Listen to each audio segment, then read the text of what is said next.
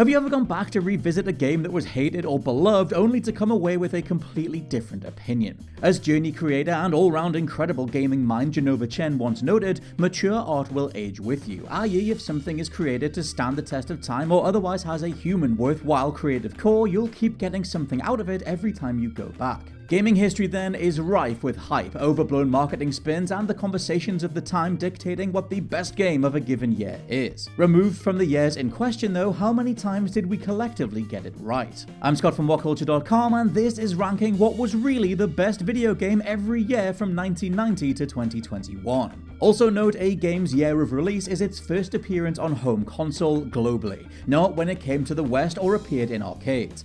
First up, 1990, Super Mario World. The early 90s were a mess of cross-regional release dates and associations between year and video game. Super Mario Bros. 3 dropped in the US in 1990, the same year Japan was tucking into its sequel Super Mario World on the eye-widening Super Nintendo. While that console then dropped in the US in 1991, the UK had just gotten 1988's Mario Bros. 3, and it wouldn't be until April 1992 that we would get the SNES for ourselves. Cut through all that though and apply the rule of when did the definitive version of a game first appear, and Super Mario World rightfully dominated 1990, remaining feature complete from then on out. An essential 2D platformer that hasn't aged a day, Super Mario World's music, feel, and set of levels is immortally enjoyable. 1991, The Legend of Zelda: A Link to the Past. For many, the first Legend of Zelda game they truly fell in love with.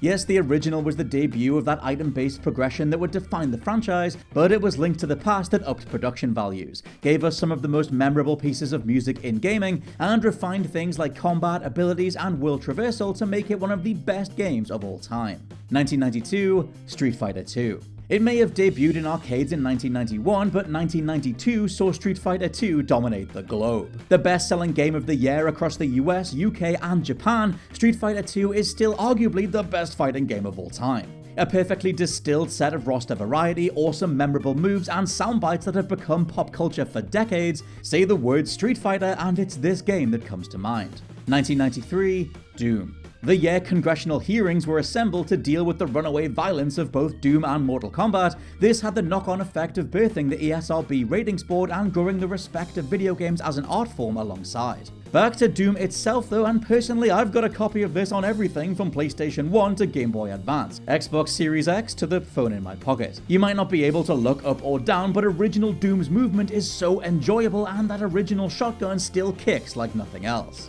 1994, Super Metroid. Hilariously, the last home console 2D Metroid before 2021's Metroid Dread, Super remains a supremely confident action platformer that helped crystallize its own genre name, the Metroidvania. The second half obviously comes from Castlevania, but Samus's adventure here was a massive step up from her two previous outings. Awesome weapons, a game-long upgrade path, and an H.R. Geiger-inspired set of levels replete with remnants of a bygone civilization, drinking in every inch of Super Metroid is utterly essential. 1995, Chrono Trigger. An unbelievable year for RPG fans. While Virtua Fighter 2 was advancing the fighting genre by taking things into the realm of 3D, Chrono Trigger dropped as arguably the most overlooked but still cherished JRPG of all time. Alongside Earthbound as the RPG connoisseur's RPG, Chrono Trigger is known as the game developed by the Dream Team, that being Final Fantasy creator Hironobu Sakaguchi, Dragon Ball Z artist Akira Toriyama, Dragon Quest creator Yoji Horii, Final Fantasy composer Nobuo Uematsu, and Final Fantasy 3 and 4 designer Kazuhiko Aoki. Chrono Trigger would advance every part of the baseline JRPG formula, producing an ostensible one-off that to many has never been beat. 1996, Super Mario 64. The year we had our collective minds blown seeing game developers confidently craft worlds in another dimension entirely is kind of impossible to describe now. I will say though that comparing Mario 64 to Crash Bandicoot today, Crash got a hell of a lot closer to competing than gaming history likes to admit. If release dates were swapped around, Naughty Dog could have arguably turned just as many heads on PS1, and Crash was still the big 3D gaming moment for millions anyway. However, Mario 64's camera controls, experimentally varied levels, and overall tightness of design does elevate it for the win.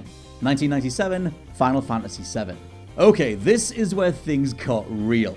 3D gaming continued to hit the ground sprinting, and within 1 year we had everything from GoldenEye 007 to Gran Turismo, Tomb Raider to the sublime Crash Bandicoot 2. Among so many recommendable titles though was the masterful Final Fantasy VII, a timeless mix of tactical turn-based combat, a memorable score from Nobuo Uematsu, plus a dark memorable tale of environmentalism and oversized sword-wielding warriors. There's a reason Final Fantasy VII was the game that brought JRPGs to the West. 1998, The Legend of Zelda: Ocarina of Time. Speaking of defining titles, 1998's Ocarina of Time upended the very way that we control games in 3 dimensions. If Mario 64 showed the world how to conceptualize a 3D world, Ocarina added to that with Z-targeting, first-person aiming modes, complex rewarding dungeons, and an overall progression that took you from innocent forest child to an adult fixing a world they'd accidentally broken. 1998 was a barnstormer across the board, from Metal Gear Solid to Tekken 3, Resident Evil 2 to Half-Life, Baldur's Gate to Crash Bandicoot 3 Warped. All that said though, Ocarina steals the top spot through sheer importance and execution. 1999, Quake 3 Arena.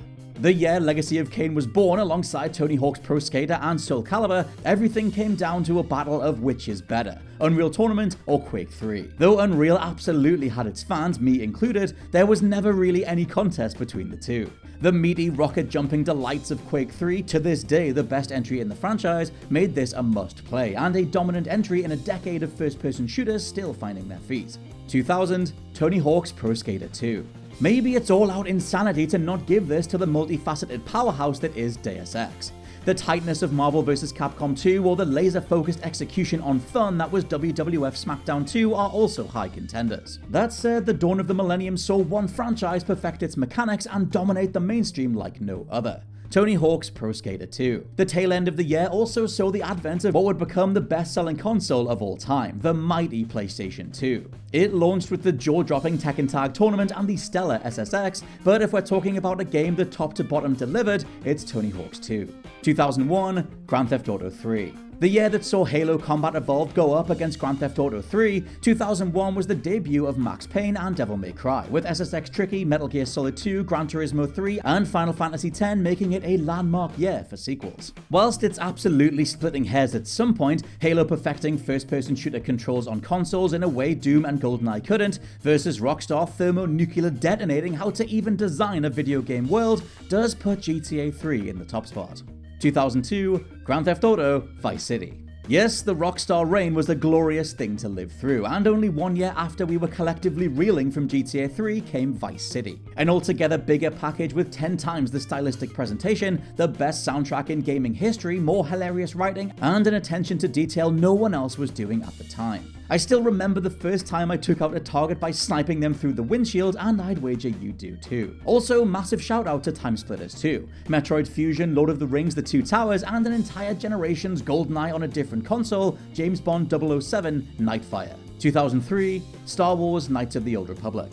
A potentially tough year to call given we had Prince of Persia, Soul Calibur 2, Max Payne 2 and SSX 3, but by far and away something that's only aged better with time is BioWare's career-elevating Knights of the Old Republic. From building your lightsaber to getting lost in a Star Wars movie-adjacent story of evil Sith Lords and galaxy-spanning quests for ancient artifacts, everything about KOTOR is incredibly confidently handled. 2004, Grand Theft Auto San Andreas. Rockstar took a year out and returned with what felt like another world on the other side of the screen. It might not seem like much now, but GTA taking the action out of one city and letting you traverse entire regions of woodland, forest, and mountains to visit 2 more locales was mind-blowing. That's alongside some light RPG systems like working out or eating right that let you mold and dress CJ however you like. This was Rockstar at their most experimental, and coupled with an iconic soundtrack, San Andreas left an immortal mark. 2005, Resident Evil 4. It just has to be Resident Evil 4, the game that put the camera over our shoulder and perfected the sort of aiming method the likes of Operation Winback were trying years prior. RE4 also came with one of the best introductory levels in gaming history. From then on in, Capcom would give us a whole new strand of overblown Resident Evil, one with quick-time events, screen-filling boss battles, and turret sequences. It divides fans to this day on how it changed what Resident Evil is, but there's no denying the impact of this 4th main installment. 2006, Bully. Yep, another entry for Rockstar, as once the 3D GTA trilogy was done, we got 2005's The Warriors, and Bully/Canis Canem Edit showcasing the creativity of such a powerful studio. 2006 was also the year Gears of War arrived, as did Oblivion, Okami, Shadow of the Colossus, Marvel Ultimate Alliance, and more. However, Bully's excellent writing, awesomely mischievous score, great missions, and overall day-night structure produced what is to some people Rockstar's finest work. 2007, Halo 3. From the E3 reveal with those piano notes to the shuddering of Times Square in New York on launch day, if you were there at the time, you remember the seismic waves that came from Halo 3. The culmination of a half-decade's worth of storytelling was one thing, but this was Bungie firing on all cylinders. The sandbox approach to Halo's combat was perfected as more vehicles and weapons were added, some of the best maps in the franchise encouraged various ways to win, and the likes of Forge and Theater modes kept people coming back for years. As Halo Infinite's multiplayer has reminded millions of us, when Halo is on form, there's nothing better.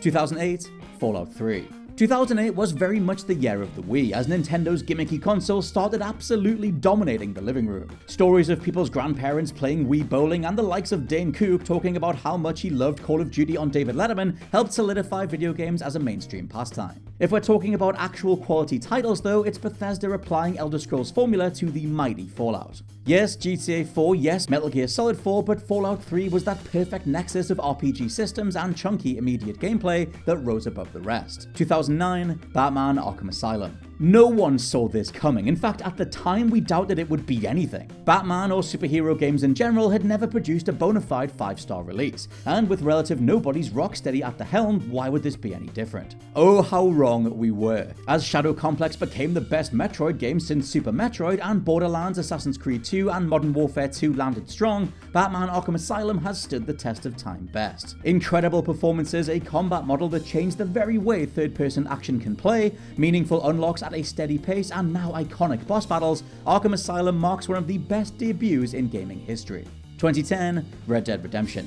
The other contestant for Rockstar's best work, if not one of the best games of all time, Dan Houser leading a script about a potentially retired cowboy being dragged back into his old life was a story for the ages. At this stage you probably know about that shocking ending and what happens post-credits, but 2010 across the board was a stellar year for gaming. Mass Effect 2, Super Mario Galaxy 2, Fallout New Vegas, Call of Duty Black Ops, Halo Reach, and yes, even Deadly Premonition, this was the midpoint of the 7th generation and many prolific developers were on the form of their careers.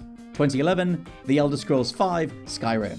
It might be the year Dark Souls landed alongside the mighty Portal 2, Dead Space 2, and Gears of War 3, but one game above all else broke every record possible, including most likely to be remade, Skyrim. Today it feels like a staple of the RPG genre, but what Bethesda achieved, streamlining parts of the experience from Oblivion and widening the sheer amount of lives you could lead, latched onto the mainstream tighter than ever. A decade later, there are still parts of Tamriel you haven't seen, quests you've missed, awesome secrets worth seeking out, and another character you could easily create and spend another 100 hours with. 2012, Far Cry 3. Little did we know just how much Far Cry 3 would be the best and worst thing to happen to the franchise. Let's avoid how much Ubisoft have since copied and pasted this game a handful of times, because in 2012 there really wasn't anything better. Michael Mando's Vast might be underused overall, but the scenes he was in became instantly quotable and now iconic. Mainly though, it was Far Cry 3's gameplay that became its most recommendable trait. Outpost clearing, crafting systems, the feel of gunplay, and how experimental you could be once multi-kill unlocks started appearing, this became what Far Cry is for a reason.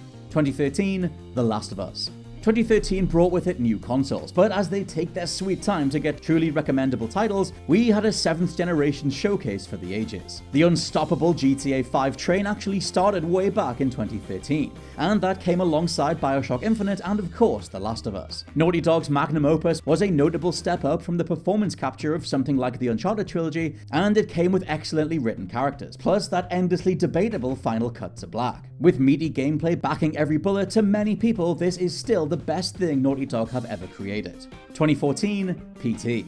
At the time, we fell back on the likes of Shadow of Mordor or Dragon Age Inquisition for Game of the Year. Hell, my personal take is the spectacular Shovel Knight, still a supremely charming and recommendable 2D platformer. Across such a strangely empty year though, one experience clearly won out overall. PT. Hideo Kojima's literal playable teaser for a Silent Hill reboot that would then be cancelled, PT packs a notably unsettling atmosphere, great jump scares and a slow drip feed of what's really going on as you explore one section of a corridor over and over. Whether it counts as a full game is kind of irrelevant, because looking back now, this tiny demo has one hell of a legacy. 2015, The Witcher 3. The year the 8th generation finally kicked in.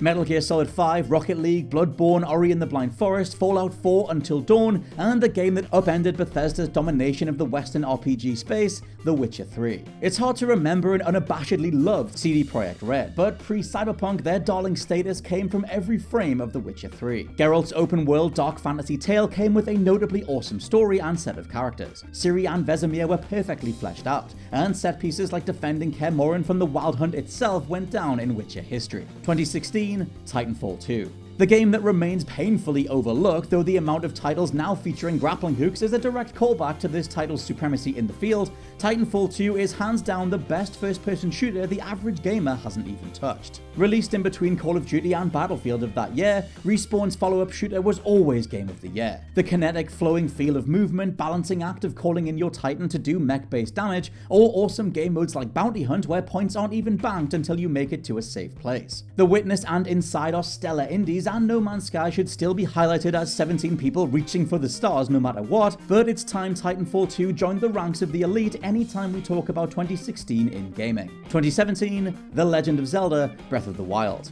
When going through years of gaming like we are now, it doesn't seem that long since Rockstar pioneered GTA's open world template. However, across the years that followed, we'd collectively get sick to death of every last publisher trying to ape that success. Enter Nintendo and a whole other way to do an open world and a 3D environment at this scale, one that nobody saw coming. Amongst Super Mario Odyssey, Pyre, Metroid Samus Returns, Resident Evil 7, Injustice 2, Nier Automata, and Horizon Zero Dawn was a fresh checklist-eliminating open world title that put gameplay first. Forget about money-grubby loot systems and just enjoy a series of experimental gameplay systems however you like. Breath of the Wild remains arguably the best game of the 8th generation, and it's only bolstered by everything it was not at the time. 2018, God of War. Speaking of the best games of the 8th generation overall, if we're analysing every last facet of design, it might just be Sony Santa Monica's God of War soft reboot. Where Red Dead Redemption 2 got too laden with pointless camp systems and opulence over how to apply such a seismic budget, God of War was the real deal. A mature, self-reflecting Kratos metatextually analysing the role of violence in video game history was one hell of a card to play. Something that alongside incredible combat and the structure of the world itself makes this essential entertainment no matter how long you've been gaming. 2019, Control. There's nothing quite like a Remedy game. The style, the writing, the gameplay systems putting a focus on early 2000s Matrix-like Hollywood spectacle in a way far too many titles have moved on from. The real collective showstopper though is how well all these aspects combine. One Jesse Faden getting lost in the supernatural changing bowels of the Federal Bureau of Control is an original concept presented with such confidence it allowed Remedy to resurrect and spotlight their past work all over again.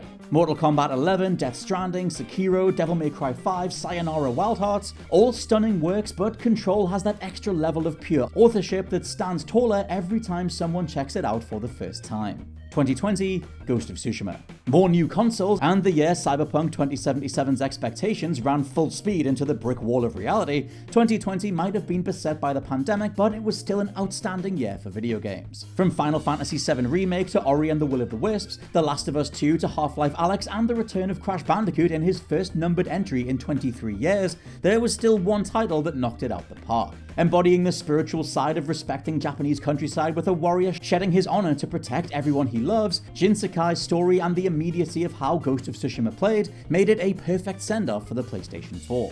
And 2021, Metroid Dread. We come to the year most affected by the last 18 months, and while Resident Evil 8, Deathloop, Returnal, Ratchet & Clank Rift Apart and Psychonauts 2 are more than worth your time, it's the combined flex of Nintendo and reliable partner Mercury Steam shooting for the fences that's given us the best Metroid in almost 30 years. Bulking out the Metroid formula with gated horror sections that change up the pace of play and reward you for staying out of sight, the other side of the coin is God of War-sized boss battle scenes as rewards for timing timing your attacks just right. This is a side to Nintendo we've never seen before. The mesh of age-old ideas and game design tropes elevated by a team with the eyes of the world on what they're putting together. Samus Aran, it is good to have you back. And that's a rundown of the last 3 decades worth of the best games of all time. Let me know which ones I got right and wrong down in the comments below. I promise there's no way to get it all absolutely spot on, and please subscribe to the WhatCulture Gaming Podcast. For now, I've been Scott from WhatCulture.com, and I'll catch you soon.